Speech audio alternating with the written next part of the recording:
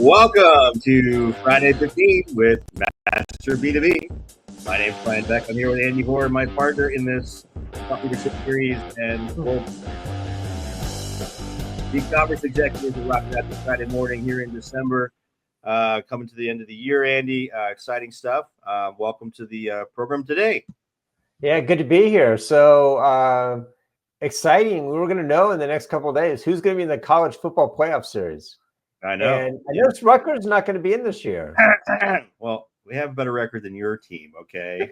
We ended 7-5. We are going to a bowl. Now, I'm not sure I can say that about Northwestern. I don't even know, actually. That's a good question. Well, you can look it up while we're doing our Friday 15 and find out how bad their record is. Sorry. I think you may have won 4 games, if that. I'm not sure. Maybe 5. Anyhow, here we are. Yes, we will not make the World Championship or the National Championship or any championship anytime soon, but that is what it is. All right, let's get into our breaking news. Andy, it is Cyber Week. We just came out of Cyber Week, Cyber 5, and some big numbers on the consumer side. Look at this. Significant growth year over year, even at this scale. And you said here, gosh, eMarketer came out with some numbers and they nailed it, right? Yeah, I got to give credit. So Zia Daniel Wigner, who's the head of content and basically runs the research arm for eMarketer, is my former boss from Forrester Research. And I was really impressed. They really nailed it. So Black Friday, this is a prediction from June. Wow. eMarketer predicted in June that Black Friday would be $10.76 billion. And Adobe Analytics announced a couple of days after Black Friday that the number was 10.8 billion. So you don't get much better than that. Incredible. Yep. And then also Cyber Monday. They estimated in June it'd be 13.93 billion. And if you see the next slide, the actual number was 13.3 billion. So as an analyst, I have to recognize when people really nail forecasts. So it's kind of a intra-industry honor code. And so shout out to Zia for her team really nailed it. That's impressive. But also on this page, if you'll notice, we put it in a red box. This is a stunning statistic. And if you told somebody this even 10 years ago, I think they would have laughed. 57% of this online sales on Cyber Monday were through a mobile device. Wow. Unbelievable. 57%. I mean, wow. Mm-hmm. The way in which people buy has definitely changed. I mean, I remember when back in the day when people wouldn't use a credit card online. You remember that? I do. I lived through that in the late 90s. Yeah, it's incredible. And, Andy, the question on all this is, of course, this is consumer. We did a whole Friday 15 session on this a few weeks ago where we talked about, does this impact B2B? And I think, we're seeing some anecdotal evidence that it does. We're still, jury's still out, numbers are still out. We'll see how it plays, the rest of the season plays out. But I mean, if we just look at Amazon Business, for example, Amazon Business again is the, one of the biggest players now in B2B e-commerce. Look at the, emails they're sending out. Save big with Cyber Monday deals. Discover the latest savings, including 50% up to software, 30%, 5% up off of office products. And they're talking about deals in IT, in Jansan, in break room, in MRO, in office, different categories. These are B2B categories. And, what's fascinating is, and again, early numbers here, but anecdotal. I mean, just looking at the numbers we're getting in from my Enceba business where we manage, B2B companies, Amazon programs. We're in some cases, some of these companies are up 150, 200% over a normal period of time during this, Cyber Monday or Black Friday. We're starting to get those numbers in, and we've got quite a few clients, including like gigantic electronics, or electrical products manufacturers and plumbing supply companies.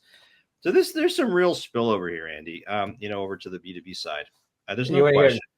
Sign of the times, though, when we've explored this in the past, and I think even when we talked about this a couple of weeks ago, hey, what's going to happen on Cyber Monday and Black Friday, et cetera, there were several people who responded, traditional distributors, mostly traditional distributors, some brand manufacturers even, who said, not only are we not going to have a presence on over the 4-day period, in particular Black Friday, but a lot of our businesses aren't even open.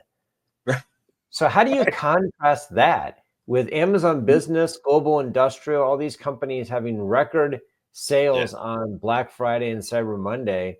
And on Black Friday, many B2B, traditional B2B distributors aren't even open. Even open. Well, I'm curious to see what they do through their e-commerce, right? I mean, so, that's the beauty of e-commerce. It can be open when your branches aren't, right? So, it's going to be, we're going to keep monitoring this because I think it's an interesting dynamic, particularly because now we have all these millennials and Gen Z that are now in the workforce. And I mean, they're not, Black Friday, Cyber Monday, holiday shopping for your gift giving, right? But, do you expect deals? And I mean, certainly Amazon Business doesn't do things based on gut. They do it based on data. And so there are reasons they're doing these deals on these days. And, we're seeing it in SEBA performance with our clients. I mean, it's showing up. So, and these are B2B companies. They're not selling shirts and perfume, right? They're selling plumbing equipment. Right? So, anyhow, it's a real thing. It makes the point. It makes the point that the most important thing in the world is customer attention. And you've got customer attention on these days. And people who are B2C consumers are also B2B buyers. And so if they're looking at Amazon to buy something for Christmas for their family, and they're also buying for work, and there's you've got their attention, especially if you're like a Home Depot or a Lowe's, one of these kind of half B2C, half B2B companies. It is bleeding over. It's putting pressure. And I predict that within the next couple of years, all of these B2B companies, with very rare exception, will be doing Cyber Monday and Black Friday kind of stuff. It may not be called the same thing. I don't know. But that period of time, they'll be selling online. Yeah. All right. Well, let's get into our topic today, which is all about AI. And here's the question, Andy. Are you being transparent about your use of AI at work? Am I actually talking? Is that an accusation? Maybe it could be. All this content, all this research you're producing over there, Mr. Hoare, over your career. Is it Mr. Hoare or is it AI? Anyway, what prompted all this is a really interesting story about the fact that it was a study by Slack that said that 99% of executives plan to invest in AI. So everyone's talking about, everyone's investing in AI. It's we've got it has huge promise. But then nearly 50% of employees are uncomfortable admitting AI use because they're afraid of being perceived as less competent or lazy. So there's this huge disconnect, Andy, right, between people investing in it and then the people using it. And that, if you're afraid to admit you're using it, what does that do from a, innovation standpoint? I mean, companies like Apple and Google and others, for decades since they've been founded, have all been about democratization of innovation, right? People innovating at the bottom rung and that making its way up the organization. Well, clearly there's no process here if people don't talk about it, right? How are companies going to take advantage of the innovation that's occurring? Worse than not talking about it, which could be, just the fact that people, it's not in their consciousness. No, they're avoiding talking about it, which is even more interesting. So if you show the next slide, the top 3 reasons why. So on the right-hand side, the top 3 reasons workers are uncomfortable sharing that they're using AI. Number 1 was they feel like using AI is cheating. Number 2, they fear being seen as less competent. This is interesting. And the last one, very related to number 2, is they fear being seen as lazy. And, it does raise an interesting question. If the AI is doing the work, then why do you need the people? Now, maybe the evolution forward that we have to make here is that the people are directing the AI, they're coordinating the AI, they're managing the AI for an outcome, and that part's getting lost. But traditionally speaking, companies have mostly thought about people as producing, results that then get coordinated amongst other people. And now maybe that's going to shift. Maybe it's going to matter less where you got the information or how you got the information, and more that you're finding a way to turn it into revenue, make it work with a larger organization, et cetera. That hasn't entered the mindset of a lot of managers. I mean, there's still people who want you to come into the office because they want to see the work you're doing. Well, take this one to the next logical conclusion. Not only am I not in the office, I'm not even doing the work. But if I'm producing results, then who cares, right? I mean, there's an argument to be made for that. On the left-hand side of the graphic, too, it has an interesting thing. It says percentage of workers uncomfortable sharing the use of AI for the following tasks. So they asked them in more detail, kind of the story within the story. How are you using this stuff and what are you uncomfortable sharing? Number one was writing messages to your manager. So 34% of people are communicating with their manager using AI, ChatGPT, and they're like, we don't like talking about that. Number three stuck out to me. They're uncomfortable sharing that they're evaluating the performance of their direct reports by using ChatGPT. Interesting. So basically, they're telling me, how should I talk to my employee about their performance? And by the way, here's some things I noticed. And they're having ChatGPT essentially do the evaluation. Well, but then, speaking of that, Andy, I mean, that's one of the most, I mean, having been a manager many times in my career, one of the most onerous tasks is actually writing up job reports and, writing up performance review.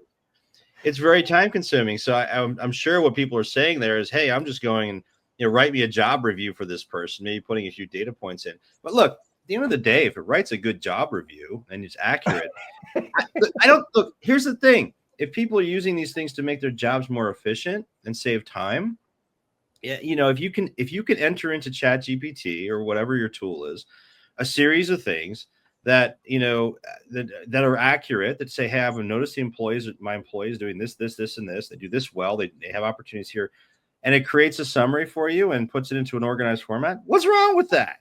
I mean, it's just saving them time. Okay. Oh, it does, but it also kind of brings into question, what are you actually doing? I mean, why can't you just, if you had a more sophisticated sort of collection framework for people's work, then just have, Asana do it for you, which is a project management software. It'll use ChatGPT to write the, job or the performance review. But this other one kind of stood out to me, to your point.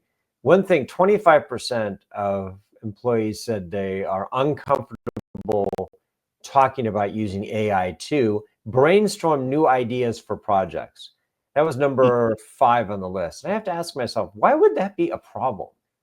Right. Why would that be a problem? I mean, at the end of the day, use ChatGPT, for example, and that's most of what we're talking about here, to come up with ideas. Why not? Why should you waste your time trying to come up with ideas when this thing can crowdsource the whole concept of doing that? So that to me feels strange, that people would be embarrassed to say that I'm using that. What's the difference between that and talking to some friends or asking colleagues? What's the difference? Yeah, I think companies and people have to close the gap here. There's a trust gap here to some degree, right? Where people are feeling like, hey, I'm kind of cheating, right? That's the number one reason they're uncomfortable. And, it's not cheating. Companies need to make it okay for people to do this stuff. Now, this also ties back to intent, and we'll get into that in just a minute. But there are historical parallels for this, right, Andy? Yeah. So, we were thinking about this, and how is this similar to other evolutions in technology? I think this AI one is a order of magnitude more important than other technologies in the past. But do you know what that thing on the left is? No, and why don't you describe it for our listeners who are listening? Yeah, so it's a thing in wood. It's made of, looks like metal of some sort, and it looks like it could be a musical instrument. Well, that is the first known image of an actual calculator. Really? So it's a calculator, yeah, from the 16 or 1730s or something like that. But what's interesting about this calculator is that I guarantee you, when they were having conversations, people were saying, how dare you use this machine? You can't trust this machine. You're cheating. You should be doing this math on paper in front of people. Gee, does that sound familiar? That, you can't trust this thing. In fact, what's funny is that the calculator was invented, and I just saw it now, 1773, but it wasn't demonstrated for 5 years because the people who invented it had to get over the fact that people thought it was untrustworthy. They had to prove it worked. Yeah. And so it's like, it sounds very familiar, doesn't it? And then the one on the right is a picture of a stock photo of a dude putting a piece of beef in a microwave oven. And I remember hearing years ago that among the sort of chefs of old, they thought using a microwave oven was cheating. Right. You shouldn't be using a microwave oven to it is whatever. that's unnatural and it's just not acceptable. And it's like, here again, another technology that initially was dismissed as cheating or a shortcut that you shouldn't be using. It sounds very familiar, doesn't it? Well, yeah, it's really about making jobs, more efficient. But here's what's interesting, Andy. I think this ties to my earlier point about intentions, right? Did you know that more than 1 in 3 Americans earn money through side hustles, and 32% think they'll always want or need those? So, is the intention of using AI? Does it tie back to, hey, I'm going to have 2 or 3 full-time jobs, or a side hustle enables me to game my employer situation, and have multiple jobs at once? Does it tie back to that? In some cases, then I think maybe employers have a beef with using it, or how people and people probably should be hiding it. But Well, hey, look, and the and numbers are higher for younger. I think you found some numbers that said it's like almost 50% of those aged 27 to 42. So, yep, younger people, half them are having side hustles. I mean, right. I guess companies have to get better at recognizing, but if somebody's generating value, the question is, do you need that person to generate value, or do you just need the chat GPT that they're using to do it on its own? I mean, are you overpaying people to basically use chat GPT? And as a result, they're able to, work in multiple jobs. This will work itself over time, but it's really an admission that companies don't know a lot about what their employees are actually doing and how they're actually doing it. I would argue, who cares?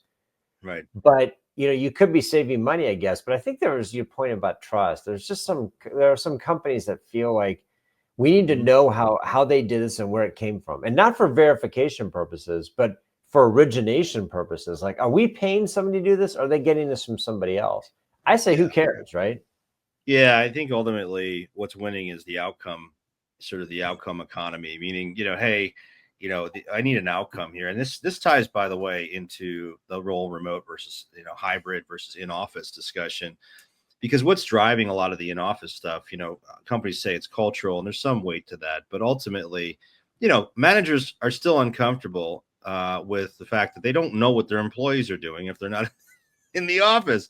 So I think this ties into it too, right? And so if you think about you sitting in the office using AI to do your tasks, and your manager looking over your shoulder, that's a little different than doing it from home and trying to run 5 jobs at once, kind of thing, using AI. There's a lot of consequence to that. And, I don't know, that just feels like an old discussion at this point, because we're not going back.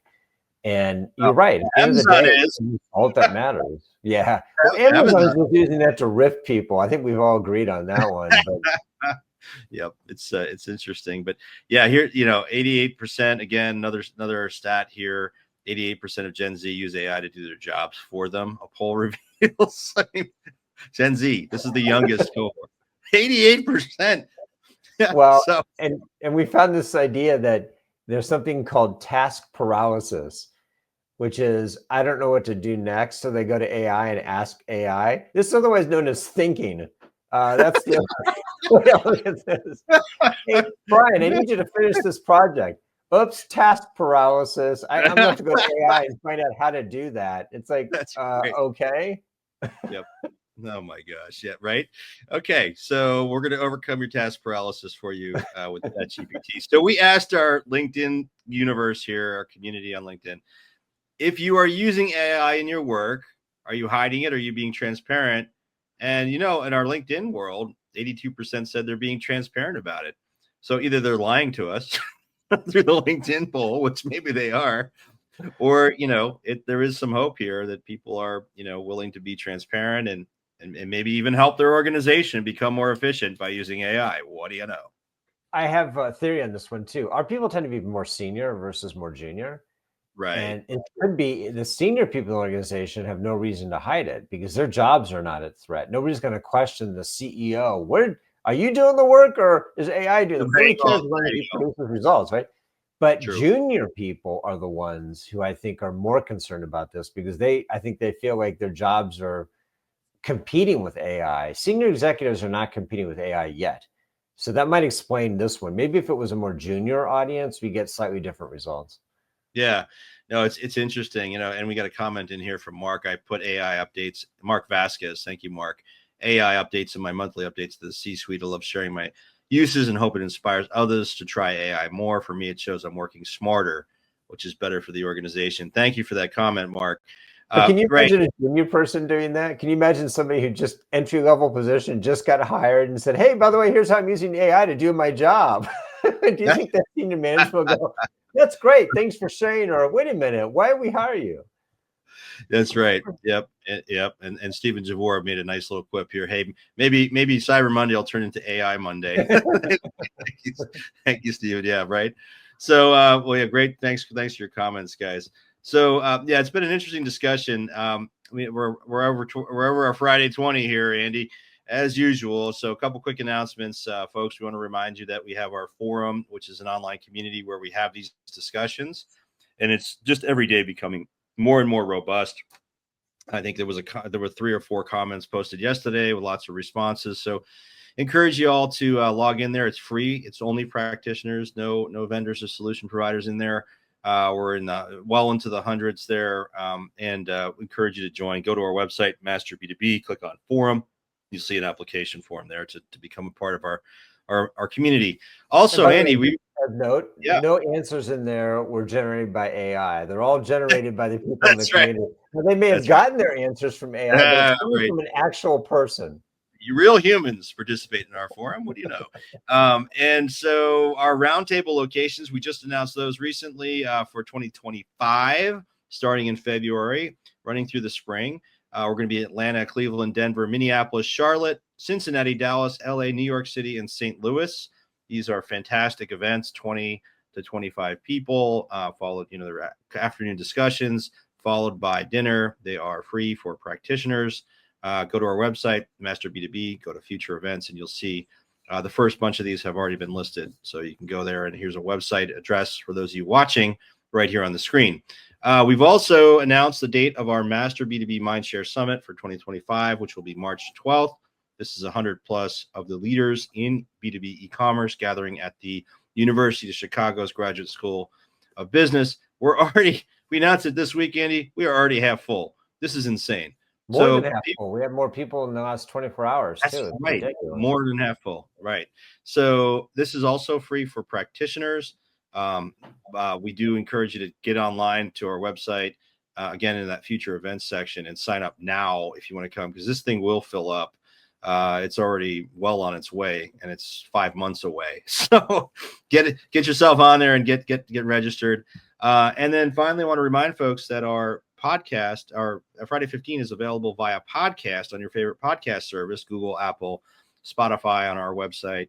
And you can download it there. Just search on Master B2B on your favorite podcast service. You will find us. Every Friday 15 we've ever done is there. And I think we're up to, I don't know, probably 50 plus of these at this point. So anyway, folks, thanks for joining us today. Any final words on our Friday 20 plus here? Almost 25. My goodness. Well, by next weekend, we're going to know who's in the college football playoff, the actual playoff. So that's right. That'll be fun. It won't be Northwestern. It won't be Rutgers. Unfortunately. There'll be a few teams from the SEC and the Big Ten, I'm sure. So. Yeah, pretty much. Yep. Dominating. All right, guys. We'll see you next week. Thanks, everyone, for listening to our Friday 15.